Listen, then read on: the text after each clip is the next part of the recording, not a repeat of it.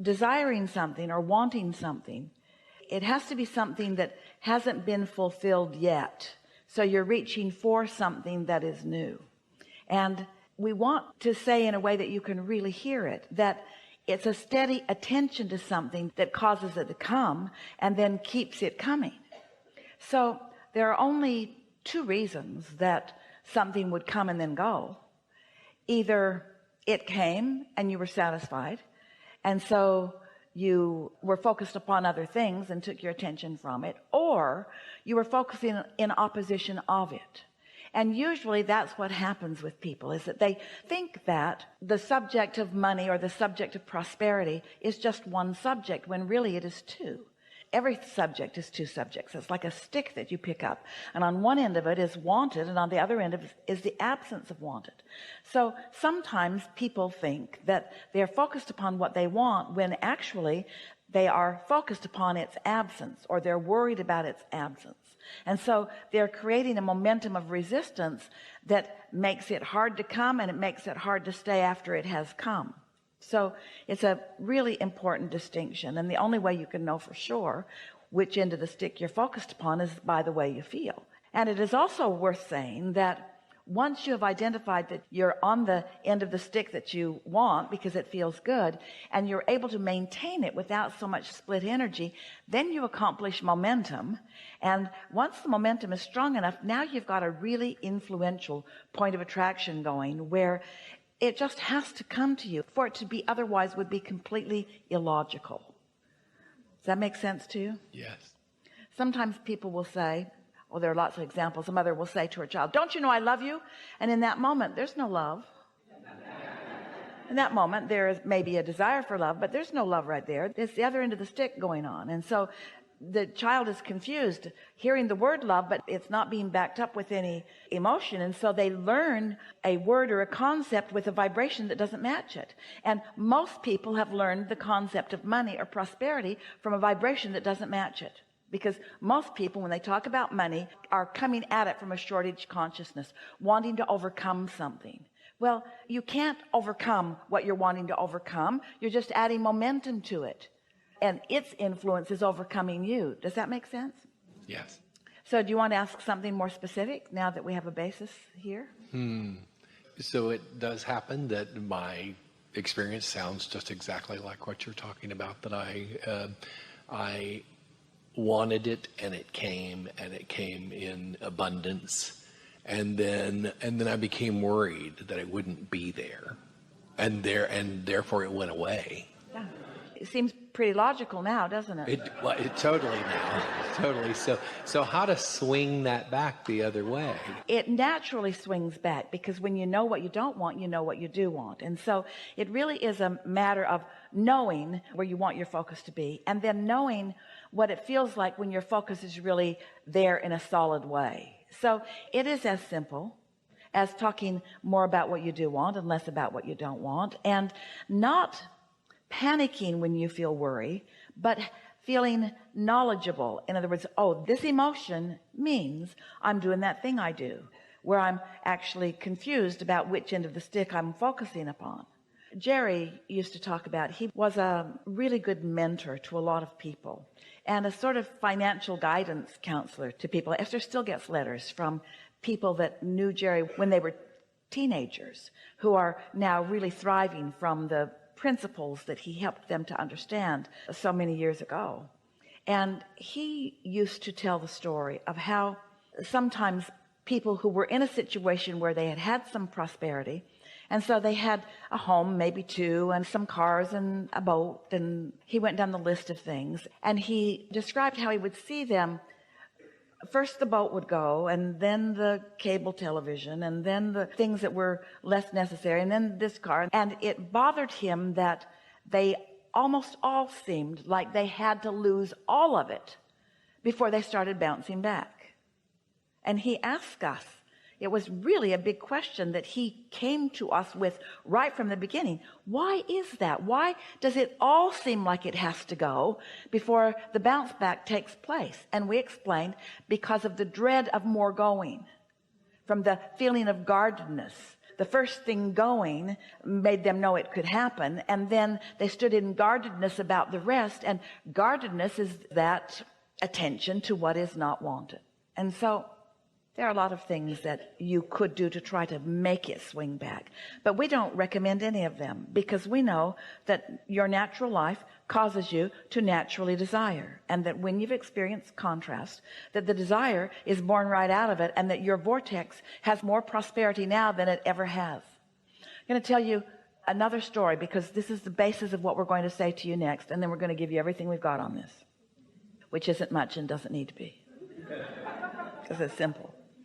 A man was talking to us one day in his 60s. He had just lost everything, and he was worried, to say the least. Pressed is a better description, and finding a hard time imagining getting it back, because in his description to us, he had spent his whole lifetime getting there, and now it didn't feel to him like he could just start over again.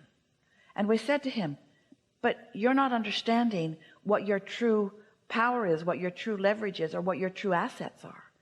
You're not understanding that with everything that you lived and everything that you asked for, that you've got a vibrational currency going on, and that this big contrast where you've lost it all has caused a big bounce of desire that is active and vibrationally wanting to influence you back into its fold.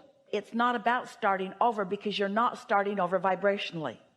And since vibration is the name of this game always, and since the vibration now is bigger and more robust, and you've got more non-physical energy in on it than you ever have before, your probability of financial success is greater now than it has ever been. But you've got to stop looking at where you are, which brings us to the most important part of this conversation that we're having all day here today, that we haven't said yet, that we really want to say, and that is, you know what messes up what you call your future manifestations and what we call your current vibration and readiness to perform for you? You're focusing upon what you think is. Your attention to what is, as it consumes you and influences your vibration to be about what is, prevents you from allowing what really is to come out of the vortex and into your bank. Does that make sense to you? It does. And it's because you're all mixed up on what's real. You think that reality is this furthest most manifestation, and we say that's old news. That's like gum that the flavor's all been chewed out of. That's not where you want to put your attention. That just doesn't matter. What is doesn't matter. But what's bounced out of what is, now this matters. This is where it all is. This is where the energy that creates worlds is focused. This is where your inner being is focused. This is where all the cooperative components have already been gathered. You just have to figure out how to be one of those cooperative components, which means you got to figure out how to stop worrying, which means you've got to stop letting what you think really is be less important to you by putting your attention somewhere else. So when we say, not a good idea to think about that, you say, okay, I won't think about that thing that I'm thinking about. I'm not going to think about that thing that I'm thinking about anymore, because thinking about it isn't good, and I'm not going to think about it, but I'm thinking about it, because you're thinking about that thing that you don't want to think about. So you got to think about something else. And often when you pick up the stick and you want to think about this end, you're thinking about that end, then you need to pick up a different stick, because that stick already has enough influence going on that it's more difficult for you to find your alignment. Now, when you hear this, it's going to make all the difference in the world for you, all of you. Any of you have anything that you want, just stay with us for a little bit, because this is how it is. You've put it all in your vortex through all of these step one moments that you've had. And Source has gathered it all up, and it's gestating, and it's ready in varying degrees to flow into your experience in ways that you can feel it, and ways that you can know it, and then ways that you can sniff it out, and then in ways that you can see it. These are thoughts turning to things, and they are in various stages of that becoming. So when you get it, that these things are becoming, that they are turning to things, and you choose a subject that you are not resistant about, then these steps that we've been talking about start making sense to you, because you did all these step ones, and so you've got all of this stuff brewing and ready for you. You don't have to focus on the precision or the specifics of these things in order to allow them to come about. You just can't focus in opposition. You could have 10 things that matter to you. 9 of them could be going terribly, and 1 of them could be going right. And if you would focus mostly upon that one that's going right, you would hold yourself in vibrational alignment with your vortex, and the other 9 would start performing well for you, because you've taken your attention away from the opposite end of the stick. Does that make sense to you? So that's where meditation really comes in, because you've already asked and it's already been given. And if you can quiet your mind, then your vibration rises, and then you receive the good ideas and off you go.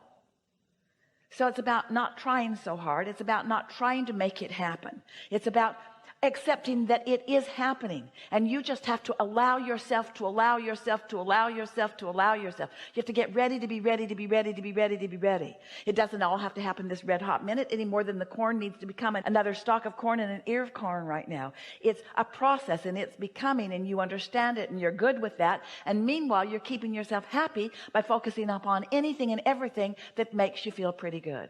And if you can't find anything that feels good, sleep a lot. If you can't find anything that feels good, then do anything you can that distracts you from it. We know there are things that feel better than others. Imagine the cork bobbing on the surface of the water. That's in the vortex. That's pure positive energy. Now, you can hold it under the water artificially, unnaturally. That's what negative emotion is. But when you let go, it's going to bob back up. And so when you said, how do you get it flipped the other way? It is flipping. It wants to flip. Your inner being is influencing it to flip. It's already flipped. It's already flipped. The energy's already flipped. It's already flipped. It's already performing for you. So we're going to speak this in negative terms, but sometimes it's easier to hear it. If you stop doing that thing you do that isn't letting it happen, it'll happen. And how do you know when you're doing that thing that doesn't let it happen? You're worried in your gizzard.